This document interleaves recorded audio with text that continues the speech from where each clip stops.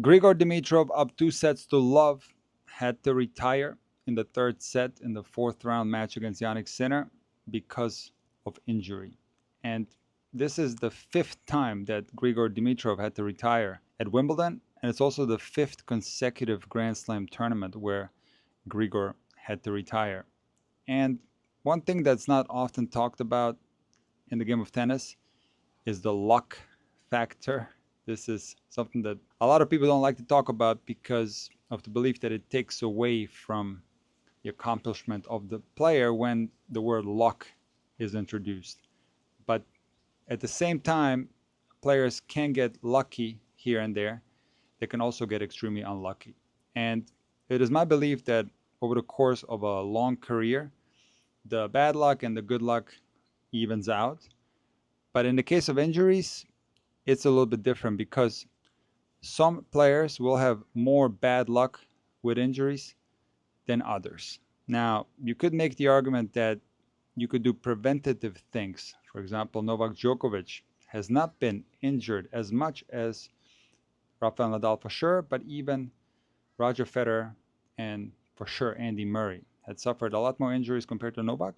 And you could make the argument that Novak has done a lot of work to prevent himself from getting injured. So that's a valid argument. However, sometimes injuries are just bad luck.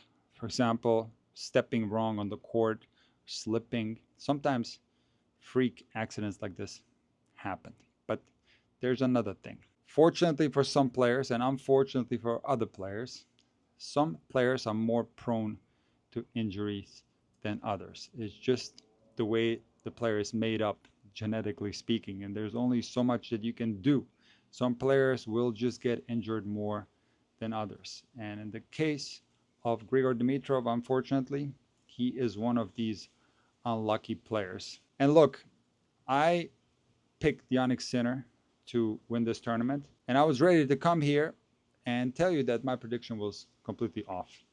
And I've said many times over the past week or so that there's a discrepancy in level between Sinner, Alcaraz, even Djokovic, and the rest of the tour. And in my videos, I always want to give the ultimate respect to all players. But something that I learned in this week, there's been so many crazy upsets that truly anything is possible in the game of tennis. And Grigor Dimitrov came out today and played incredible tennis. First of all, he was serving so precise, but not only that, he was also serving unbelievably fast, 140 miles an hour. And Jannik Sinner had a tough time dealing with his serve in the first set. Now, Jannik came out shaky in this match. We have to acknowledge that in the very first game, Jannik fell, and he didn't let go of his racket when he fell. He uncomfortably landed on his fingers, and somehow that affected his elbow. And through the entirety of this match, Jannik continued to shake out his hand. And he did say in the post-match press conference that the forehand and the serve were affected by this fall, and he felt something in his elbow. He's going to take an MRI, so this has to be taken into consideration because that first service game of Jannik Sinner features some wild mistakes that are very uncharacteristic for Jannik. So the first set was pretty much all about that one break. Grigor was serving incredibly well, and Jannik Sinner wasn't anywhere near getting a break. Now in the second set, it got a lot more complicated. Jannik Sinner, just like he did in the first set, he started very poorly and got broken right away. And Jannik did get his teeth into the match later in that set and broke Grigor back. And at 5-all, Grigor played a very solid return game. And again, some shaky shots from Sinner, for sure uncharacteristic. Grigor serves out the set. They close the roof, and you can make the argument that that was for sure an advantage for Sinner because indoor conditions are going to suit Sinner better than anybody else on the ATP Tour. And Andy Murray tweeted that this is an outdoor tournament and they had at least an hour of play left outdoors and it made no sense to close the roof. And I tend to agree with Andy Murray that they should have continued to play in outdoor conditions because that would have been an advantage for Grigor and would have been more fair for Grigor. But they took quite a long break. The roof closed, and now Sinner was pumped up in this match. He wanted to extend this match as long as possible. He was playing well in the third set, and Grigor was also continuing to serve well. And down 1-2, Grigor serving at 40 love. He served and volleyed and hit a very weird volley. This was an uncharacteristic volley that kind of looked like a backhand slice that you would take from the baseline. A very high take back and then a straight down swing path like this. Impossible to make a volley when you swing at it like that, especially in transition. So what I think happened to Grigor isn't that he hurt his pectoral muscle on that volley. That's going to be impossible to pull on a volley with that movement. He most likely tore that pec muscle on that serve that he hit unbelievably hard up 40 love. And I think he just couldn't control his arm on that volley. That's why it looks so weird. Now he's up 40-15 and he hits an ace, ironically, out wide, and he falls down on the court and he's in a tremendous amount of pain because I think he really pulled that muscle. And they tried to help him out, and there was just absolutely no way that Grigor could continue. He couldn't even lift his right hand high enough to shake the chair umpire's hand. So this is an absolutely brutal exit for Grigor Dimitrov because he had very high chances of beating Jannik Sinner at Wimbledon. Of course, Jannik Sinner had a legitimate chance to come back in this match. He's done it before. But Grigor was serving well.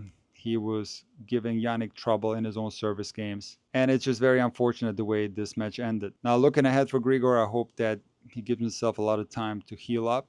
And I hope that he extends his career as long as possible because he's one of the most fun players to watch. He's the closest thing that we will ever get to Roger Federer. Now, Sinner's quarterfinal opponent is going to be Ben Shelton, who had another tough match against Sonego that he won in 4 sets. And we don't know the extent of the elbow injury for Sinner, but if Sinner comes out playing his top level, Shelton is going to be in a tremendous amount of trouble. And while I've often praised Shelton's serve, for example, the way he held serve in 70 seconds against Hijikata when he came out up 2-0 and 5-4 on the next day, I think he was a little bit upset that he had to come back the next day. He would have liked to finish that match on the day that it was played.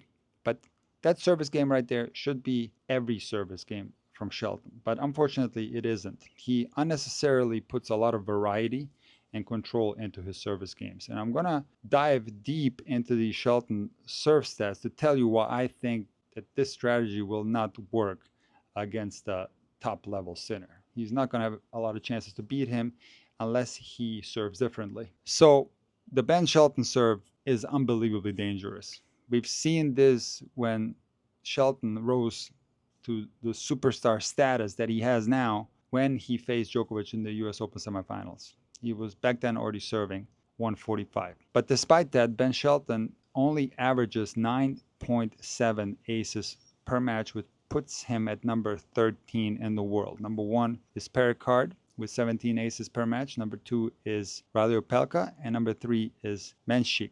Ben Shelton's serve ranks number 17 in the percentage of first serve points won. Shelton also ranks number 7 in the world in first serve percentage.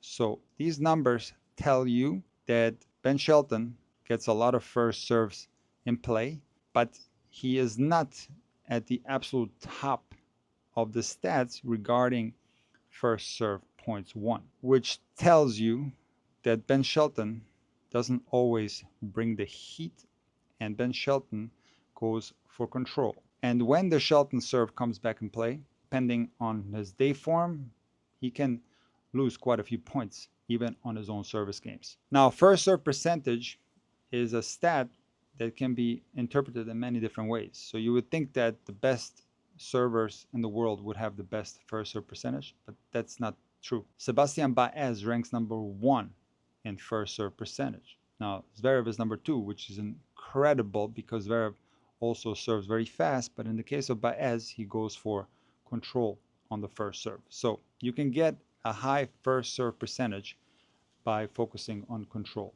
And I think that Ben Shelton, especially when he plays Alcaraz, Djokovic, or Sinner, needs to sacrifice his first serve percentage, and if it drops to the low 60s, I don't think that's a big deal, because at the same time he's going to ramp up the speed on his serve. So he's going to go hard. He's not going to kick the first serve and trying to get into a rally. He's going to either use his lefty slice, which can be extremely dangerous, especially on grass, and he's going to bring the absolute heat where he's going to serve 140. He needs to do that more frequently, especially against the best players in the world. And I've heard Ben say that he's focusing a lot on serve and volley. And while Ben's volleys have improved tremendously, when he plays Sinner, Alcaraz, or Djokovic, they are going to expose his transitional volley skills. And I don't think he's going to be able to hold serve through the entirety of the match if he's going to serve and volley a lot. Now, in the past, we had some of the greatest servers in the history of the game who were also serve and volleyers. But I'm going to give you one example, and that's Goran Ivanisevic, who had one of the best serves in the history of tennis, and he, of course, served and volleyed. But Goran didn't really need to do that much with the volley because he went for the ace on 99% of his first serve, and he would often go for the ace on the second serve. And when Goran came to the net, it was cleanup time. He didn't have to hit tough transitional volleys. And to some extent, this is also true for players like Boris Becker or Pete Sampras. They were serving so big, so hard. They were being so aggressive on their serves that at the net, often they were just cleaning up. Now, something that doesn't show up in the ATP serve stats is the placement of the serve. And Ben Shelton, very similar to Zverev, I think that's part of the reason why Zverev does have a high first serve percentage. These guys don't hit close to the lines. They go for high percentage targets. And of course, when you choose high percentage targets away from the lines, the opponent is going to touch the ball more. So you're going to get less aces. So against the best players, I do think that Ben Shelton needs to sacrifice his first serve percentage because he needs to go closer to the lines. When he does that, even with a lower first serve percentage, it is then where Ben Shelton could hold serve through the entirety of the match. Because Ben Shelton's serve is absolutely massive. If he hits close to the lines at 140, even Alcaraz, Sinner, and Djokovic are not going to be able to do anything against that type of serve. Now, on Shelton's return games, he has to take more risk and try to break the rhythm of the opponent. I talked about Struff being able to break Alcaraz's rhythm by going for a lot of returns. I think that's what Shelton needs to do against Sinner. Sacrifice high percentage tennis for the sake of not allowing Sinner to get into a rhythm. There's a fascinating interview with Andrew Agassi on the Serve podcast where he talked about how Sampras didn't allow you to get into a rhythm. And when Sampras got down in a return game, he wouldn't even try. His number one purpose was not giving you a rhythm. And then all of a sudden, Sampras was up 5-4 in a set, 30 all on the opponent's serve. And Sampras makes a return, comes to the net, and the opponent hasn't hit a clean ball in 45 minutes, and now it's a huge advantage for Sampras, and he ends up stealing the break, stealing the set. So it's this type of game style that can propel Ben Shelton to the very top of the rankings. And if we don't see risk-taking on the serve and risk-taking on the return, I do believe that Sinner is going to win this match, and Sinner has won the last 5 matches against Shelton. We might get one tight set, or maybe even 2 tight sets, but the skills of Sinner outmatch the skills of Shelton once that ball is in play. And the only way to reverse that is if Shelton doesn't allow Sinner to get a rhythm by playing risky tennis. Now, the Djokovic de Minaur match was very interesting, and I didn't give Alex a lot of chances in this one because Djokovic has been playing so well. But Djokovic came out playing some of the worst tennis that we've seen since the Madrid tournament. He was double faulting and had a hard time holding serve. Now, it was very windy on this particular day, and Djokovic doesn't generally play well in the wind. He struggled with windy conditions through the entirety of his career. But it wasn't only the serve that was troubling Djokovic, it was also the forehand, interestingly.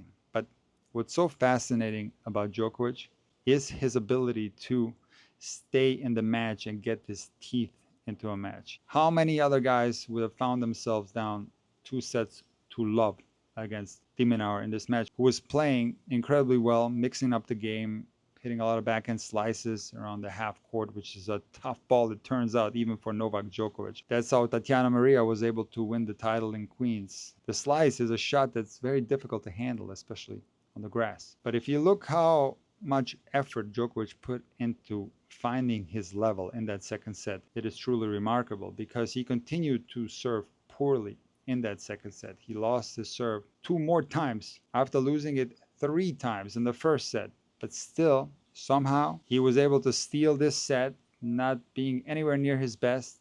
And then, of course, once the match was tied 1-all, Djokovic played really well in the third and went up 2-1. But Alex was on fire in this match. He's a phenomenal player and was able to break Djokovic again. Went up 4-1 in the fourth, but again, Djokovic at this moment in time refused to miss, and he was missing a ton of forehands in the first set, even in the second. But after being down 1-4 in the fourth, I don't think Djokovic missed a single forehand. And those low slices from Minaur weren't bothering him anymore, and he ends up winning this set 6-4. A spectacular performance from Djokovic. People forget that everyone was writing Djokovic off after the Madrid tournament. I've heard people say that the young guys are too strong for him, he's too old, he's past his prime, because Djokovic announced that this might be his last Madrid tournament. And the way Djokovic bounced back, I think that training block that he did prior to the Geneva tournament helped him a lot. And that Geneva tournament gave him a lot of confidence. He made it to the semifinals of Roland Garros, and now he's back in the quarterfinals of Wimbledon. And quite frankly, a lot of people see Djokovic as the favorite to make it to the final and potentially face Alcaraz. I want to finish this video off with something that a lot of my students struggle with, and that's being nervous in a match and playing worse in a match compared to practice. This is one of the most frequent problems that players want me to help them with. And I always tell them it's normal to be nervous when it comes to tennis. You are going to get rid of the nerves as you get into the match. Don't worry about it.